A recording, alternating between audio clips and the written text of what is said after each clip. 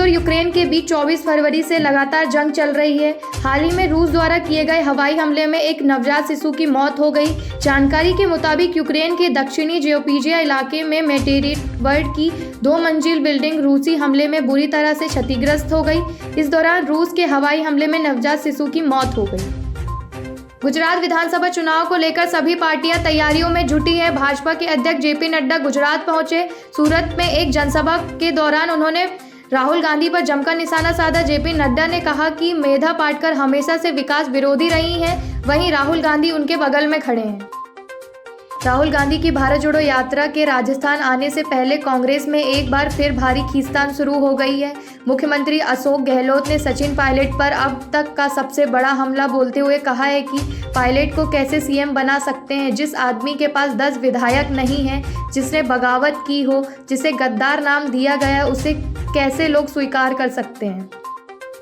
भारत में corona virus महामारी के मामले में गिरावट दर्ज की जा रही है। नए केस 400 के आसपास आ रहे हैं। देश में बीते 24 घंटे में 419 लोगों की कोरोना वायरस रिपोर्ट पॉजिटिव आई है, वहीं 568 मरीज रिकवर हुए हैं। इस दौरान 5 व्यक्तियों की मौत हुई है। दुनिया भर में कोरोना वायरस के मामले बढ़कर 64 करोड़ 44 लाख हो गए हैं। इस महामारी से अब तक कुल 66 लाख से ज़्यादा लोगों की मौत हो चुकी है, जबकि 12.97 अरब से ज़्यादा लोगों का वैक्सीनेशन हुआ है। ये आंकड़े जॉन्स हॉपकिंस यूनिवर्सिटी ने साझा किए हैं।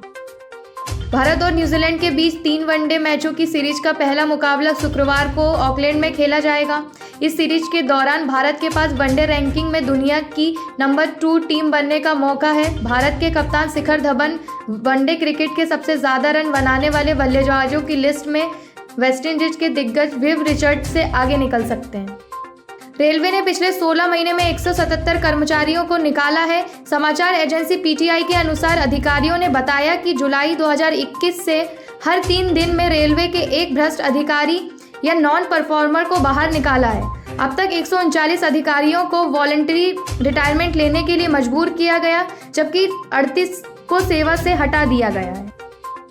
टाटा ग्रुप ने एयर इंडिया का टेकओवर करने के बाद से एयरलाइंस में बदलाव करना शुरू कर दिया है। अब हाल ही में एयर इंडिया ने अपने कैबिन अटेंडेंट के लिए ग्रूमिंग गाइडलाइन की एक लंबी लिस्ट जारी की है। इस लिस्ट में मैन और वीमेन क्रू मेंबर्स दोनों के लिए ग्रूमिंग गाइडलाइंस शामिल हैं।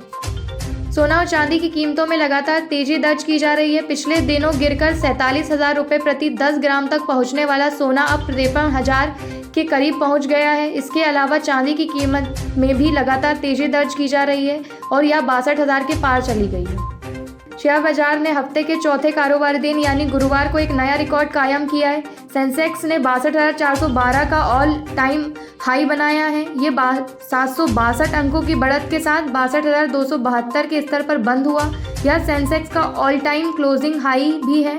सेंसेक्स के 30 में से 28 शेयरों में तेजी देखने को मिली, वहीं सिर्फ 2 शेयरों में गिरावट रही।